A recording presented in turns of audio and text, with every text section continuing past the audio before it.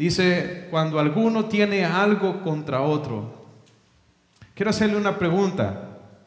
¿En la iglesia van a haber personas que nos van a ofender? ¿Será que van a haber problemas y conflictos en la iglesia?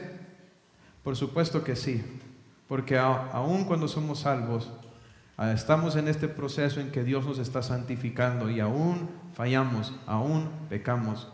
Ahora, ¿cómo vamos a tratar con estos problemas, con estas ofensas? Es bien importante. Ahora miren cómo estaban tratando estos problemas los gentiles. Dice, ¿os alguno de vosotros? La idea de lo que Pablo está tratando de comunicar aquí es, ¿cómo se atreven?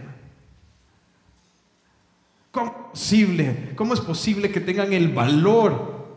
¿El valor de qué? De irse a juicio delante de los injustos. ¿Qué es lo que está diciendo aquí? Significa que ellos se iban a los tribunales de justicia incrédulos para pedir en esos tribunales justicia por las ofensas que se estaban cometiendo entre ellos.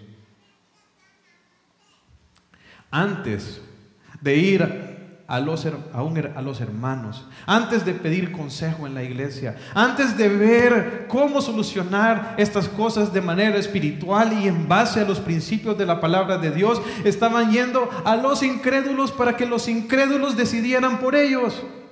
Como si los incrédulos, las personas que no conocen a Dios, los que no son hijos de Dios, van a tener una mejor percepción de las situaciones que un cristiano. Pensaban de que de pronto un incrédulo les iba a hacer justicia. Ahora, cuando nosotros tenemos conflictos con alguien, ¿a qué personas son las que nosotros vamos para pedir consejo? ¿A qué personas deberíamos de ir, hermanos?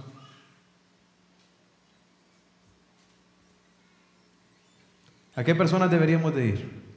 Deberíamos de ir a la iglesia, consultarlo con otros creyentes, pero muchas veces nosotros vamos a los incrédulos, a las personas que no aman ni temen a Dios, a pedir consejo con respecto a las cosas de esta vida, como que ellos nos van a aconsejar con lo que es la voluntad de Dios. A las personas que no tienen ningún tipo de discernimiento espiritual, como que ellos van a discernir mejor lo que es la voluntad de Dios. Hoy en día hay tantos cristianos yendo a los psicólogos para que sean ellos los que les revelen sus problemas, en lugar de ir a la palabra de Dios o pedir consejo a un hermano creyente, maduro. Y bueno, y lo que estaba pasando aquí es que ellos estaban yendo a las cortes de justicia. Y Pablo les dice, ¿qué valores que tienen ustedes? Ahora, las cortes de justicia, aunque en cierta medida eran similares a las de nosotros el día de hoy, nosotros heredamos el modelo de derecho romano, al menos en el sistema occidental, ¿verdad? Pero en las cortes romanas, hermanos, todo se hacía de manera pública, ¿verdad? Y también se hacía de manera oral. Entonces, por ejemplo, si una persona demandaba a otra persona, entonces se presentaban delante del magistrado, ¿verdad? El magistrado desarrollaba el caso y luego le pedía a las partes que escogieran jueces. De acuerdo al conflicto, se escogían 2, 3 jueces, y en casos más grandes, ¿verdad? Habían tribunales donde habían hasta 105 jueces, pero los jueces no eran personas que se dedicaban a eso como lo tenemos el día de hoy. Los jueces los escogían dentro del pueblo. Podía ser cualquier persona mayor de 16 años, ¿verdad? Que estuviera habilitada, ¿verdad? La escogían. O sea que mira lo que están haciendo. Los creyentes de la iglesia se están yendo a juicio y están escogiendo a personas incrédulas para que juzguen por ellos. Cada persona escogía a un representante que se encargaba de dar los discursos delante de los jueces, ¿verdad? Estos no eran abogados, sino más bien expertos en discursos, expertos en retórica. Y luego, y aparte de eso, había una gran cantidad de testigos porque los juicios eran abiertos. Entonces, mire lo que está pasando. Los creyentes tienen problemas entre ellos y se están peleando en las cortes de justicia del mundo delante de todos los incrédulos. No les bastaba con odiarse adentro de la iglesia, sino que querían asegurarse que el mundo entero se diera cuenta. Esta persona los había ofendido y ellos se querían asegurar que se avergonzara, que delante de todo el mundo, ¿verdad?, pudiera ser expuesto. Cuando nosotros nos ofenden, ¿qué es lo que nosotros hacemos? ¿Cómo respondemos? ¿Cómo responde usted cuando le ofenden? ¿Se lo quiere decir a todo el mundo? ¿Quiere usted avergonzar a esa persona? ¿Demandar que se haga justicia? ¿Vengarse? ¿Se lo dice a todo el mundo por Facebook? ¿Cómo respondemos nosotros ante las ofensas? Pues bueno, los corintios estaban haciéndolo en las cortes de los incrédulos. Ahora Pablo les va a dar dos argumentos, hermanos, de dos cosas que ellos habían estado ignorando, a las cuales ellos estaban siendo indiferentes. Dos promesas que ellos ya conocían, pero que no querían recordar, a las cuales no querían someterse. Mire lo que dice el versículo 2. ¿O no sabéis? No era que no sabían, ellos ya sabían, ya se les habían enseñado estas cosas. Pablo se las está recordando para mostrarles que ilógico era lo que ellos estaban haciendo. Mire lo que le dice. ¿O no sabéis? Dice que los santos han de juzgar el mundo. Y si el mundo ha de ser juzgado por vosotros, ¿sois indignos de juzgar cosas muy pequeñas? ¿O no sabéis que hemos de juzgar a los ángeles? ¿Cuánto más las cosas de esta vida? Primer argumento. Dice, ¿o no sabéis? Dice, que ustedes han de juzgar al mundo.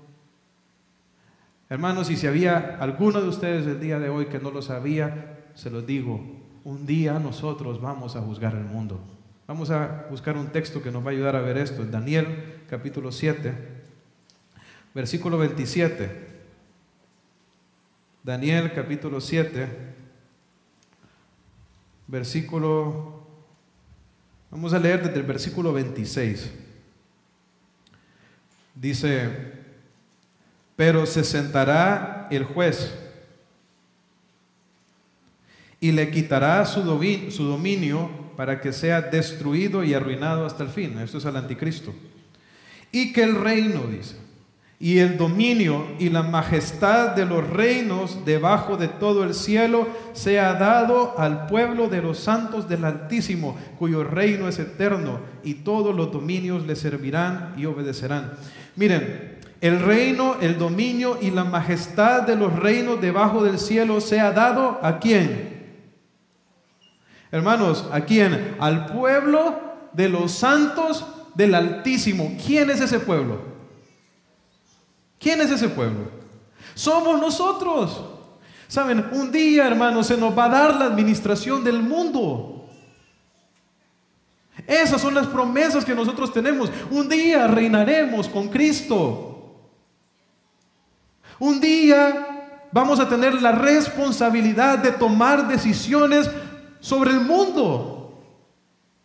Hermanos, imagínense los hermanos de Corinto que no podían solucionar los problemas entre ellos y un día iban a gobernar el mundo. Eso es lo que está diciendo Pablo. Y nosotros, hermanos, no vamos a poder solucionar nuestros problemas, estas pequeñeces, estas insignificancias, cuando un día nos vamos a sentar para colaborar con Cristo en el gobierno de este mundo. Pero no se queda ahí, se va un poco más alto. Dice, ¿acaso no saben o no sabéis? Dice, que habremos de juzgar ¿a quién? A los ángeles. Y miren, aquí no nos dice específicamente cuáles ángeles son. Sabemos que hay ángeles caídos y sabemos que hay ángeles obedientes, ¿verdad? Lo que nos está diciendo aquí es que vamos a juzgar ángeles, y la idea aquí es que Es nuevamente la misma de autoridad, ¿verdad? La misma de tener la responsabilidad de gobernar. Un día, no solo, hermanos, vamos a tener autoridad sobre el mundo, sino también sobre los ángeles.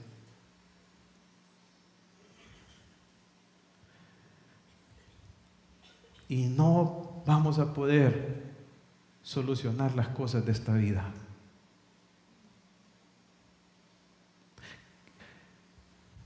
Comparado con juzgar ángeles y juzgar el mundo, hermanos, ¿qué son los problemas que tenemos aquí? ¿Qué son? Pequeñeces, hermanos, pequeñeces.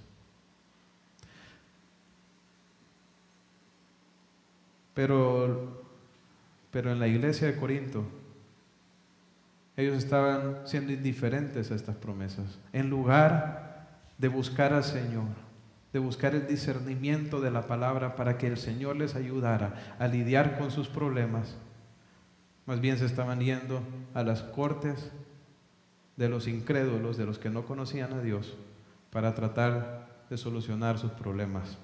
Mire lo que dice, el versículo 4, si pues tenéis juicios sobre cosas de esta vida, ponéis para juzgar a los que son de menor estima en la iglesia. Es que saben que de pronto ellos querían tener como una opinión, ¿verdad?, con respecto a qué hacer con las cosas de esta vida, pero cuando iban a la iglesia, ¿saben a quiénes iban? A las personas de menor estima. ¿Qué es la idea aquí? A las personas que eran menos aptas para poder discernir, ¿verdad? ¿A qué es lo que me estoy refiriendo, hermanos? Creo que el siguiente pasaje nos ayuda. En el versículo 5 dice, pues que no hay entre vosotros sabio ni aun uno que pueda juzgar entre los hermanos. Ok. Cuando existe un conflicto en la iglesia, ¿a qué hermano voy a ir a buscar consejo? ¿A un hermano maduro en la fe o a uno que viene empezando en la fe? Por supuesto, sabio, ¿verdad? Eso es lo que dice aquí. ¿Sabe qué es ser sabio? Sabio es una persona que conoce la palabra de Dios y la vive. Esa es una persona madura espiritualmente, una persona que vemos que conoce la palabra de Dios y vive en base a la palabra de Dios. Entonces, estos son el tipo de personas que están mejor capacitadas para ayudarnos con nuestros conflictos, con nuestros problemas. Pero ellos cuando tenían un juicio, iban a pedir consejo a las personas que en la iglesia estaban menos aptas. Por supuesto, no les podían dar las mejores respuestas. Y luego iban a los incrédulos, al mundo. ¿Pero por qué, hermanos? Yo creo que era puro orgullo, hermanos. ¿Saben por qué? Porque ellos sabían el tipo de consejo que les iba a dar una persona madura espiritualmente. ¿Qué tipo de consejo le daría a usted una persona madura espiritualmente si usted se está peleando con otro hermano? ¿Qué le diría a una persona madura? Le diría que perdone. ¿Y si usted no quiere escuchar eso? Si alguien lo estafó en la iglesia, lo defraudó, le robó, ¿qué consejo esperaría usted que le dieran?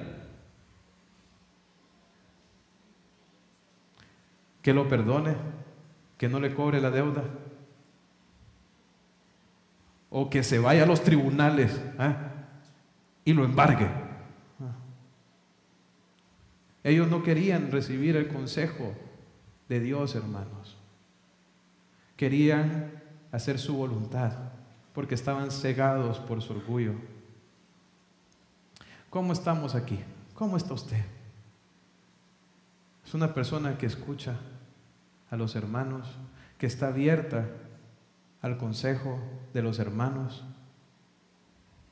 o que prefiere ir al mundo para que le digan lo que quiere oír y justifiquen el odio, la amargura y la falta de perdón que usted tiene en su vida? Ahora, ¿cómo se solucionan los problemas? ¿Cuál es la vía correcta? Eso es lo que Pablo nos va a mostrar en los siguientes pasajes. Vamos a leer de nuevo desde el versículo 5. Dice: para avergonzaros lo digo, pues, ¿que no hay entre vosotros sabio, ni aun uno que pueda juzgar entre sus hermanos, sino que el hermano con el hermano pleitea en juicio, y esto ante los incrédulos? Así que, por cierto, ya es una falta en vosotros que tengáis pleitos entre vosotros. ¿Por qué no sufrís más bien el agravio? ¿Por qué no sufrís más bien el ser defraudados? Pero vosotros cometéis el agravio y defraudáis, y esto a los hermanos. Entonces mire lo que dice: para avergonzaros lo digo. ¿Saben por qué Pablo les estaba diciendo las primeras cosas? Para que ellos sintieran vergüenza. Porque ante nuestro pecado nosotros deberíamos de sentir vergüenza. Cuando nosotros hacemos cosas ilógicas, nos dejamos llevar por nuestro enojo y ese tipo de cosas, nuestra amargura, nos deberíamos de avergonzar de eso. Pero una vergüenza correcta, una vergüenza que nos mueve a arrepentirnos, a buscar al Señor.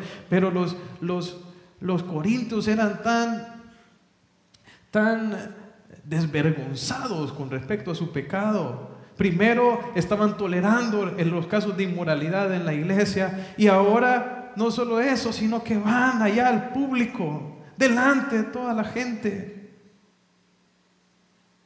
a sacar sus amarguras, a sacar sus enojos.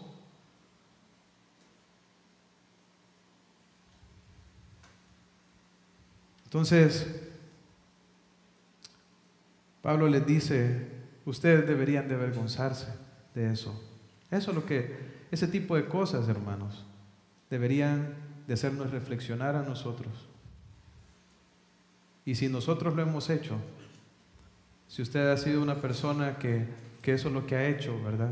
Pelearse en público, manifestar su amargura y su odio así, avergüéncese y que eso lo lleve al arrepentimiento.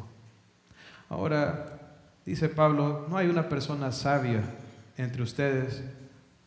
¿Saben?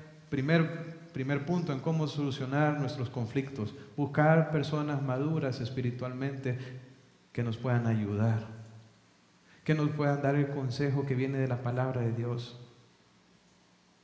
Eso es la primera cosa. La otra cosa que le dice Pablo: pero ustedes, dice, se están yendo a juicio, y esto delante de los incrédulos. Y con esa frase Pablo está tratando de hacer énfasis: esto delante de los incrédulos. ¿Sabe? La iglesia, hermanos, fue puesta, como les dije la semana pasada, para ser una columna y baluarte de la verdad.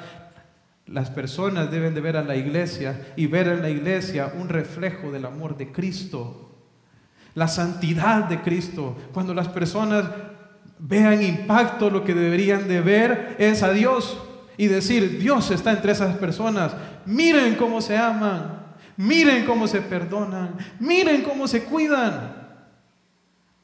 Nuestra iglesia, hermanos, la iglesia fue puesta para ser un testimonio para el mundo de Jesucristo. Pero ¿qué tipo de testimonio estaba dando la iglesia de Corinto? ¿Qué tipo de testimonio? Lo contrario. Quiero hacerle una pregunta: ¿qué tipo de testimonio está dando usted a las personas que están a su alrededor?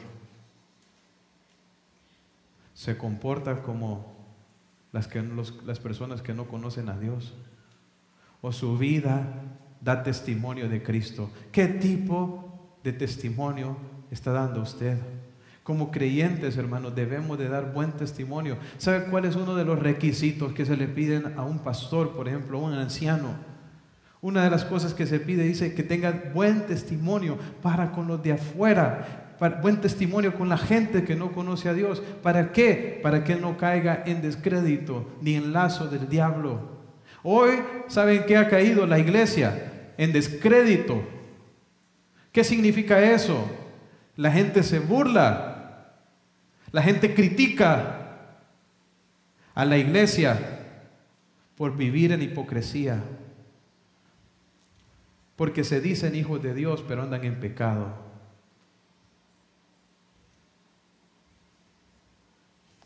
Hermanos, nosotros no podemos vivir así. Tenemos que aspirar, hermanos, a ser de buen testimonio.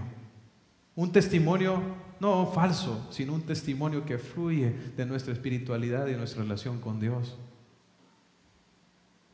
Ser testimonio para los demás, para que otros puedan creer.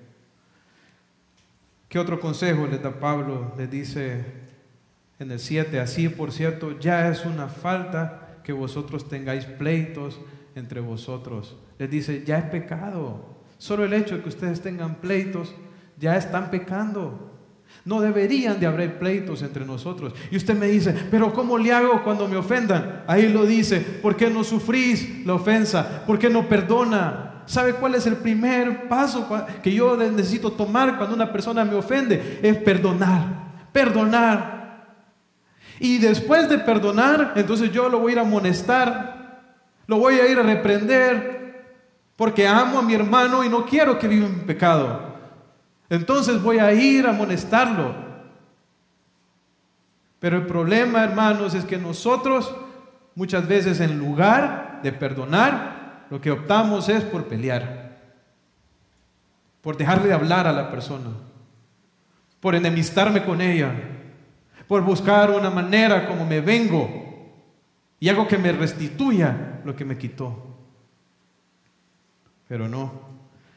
¿Qué dice? ¿Por qué no sufrís el agravio? ¿Por qué no perdonarlo? Agravio significa ofensa. ¿Por qué no perdonás el agravio, la ofensa que se te hizo? Eso es lo que tenemos que hacer, hermanos. Perdonar. ¿Y qué otra cosa dice? ¿Por qué no sufrís el ser defraudados? La palabra defraudado tiene que ver con la parte de estafado o que se le quedó mal. Pasa a veces en la iglesia que a algún hermano le queda mal a otro. No solamente en dinero, ¿verdad? Puede ser en otra cosa. En una promesa que le hizo, en un pacto, ¿verdad?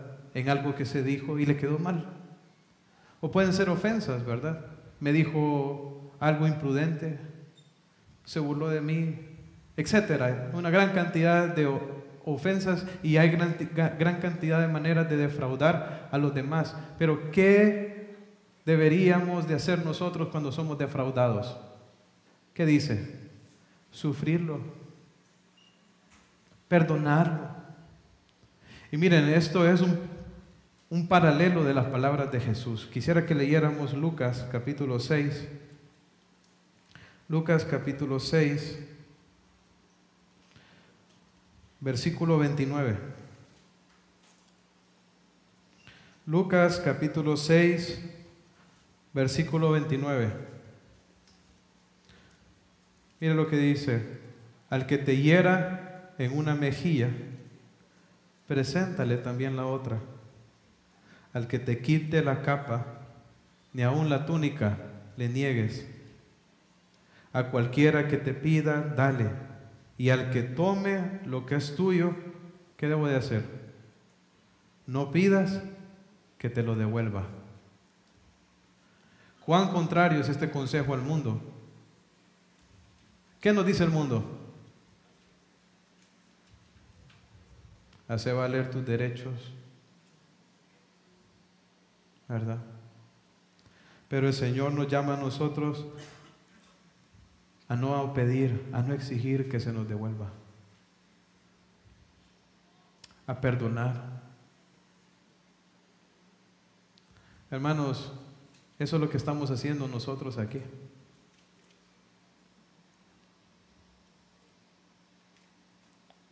Ojalá que sí. Y si no, pues nos toca rectificar. Ahora bien, de pronto pudiera haber algún aprovechado de esto, ¿verdad?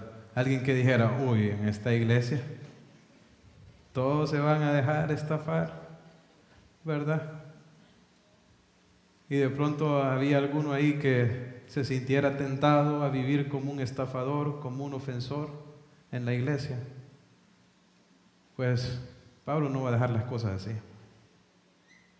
Pablo les va a mostrar que un verdadero cristiano no puede vivir así. Lo vamos a ver en los siguientes versículos.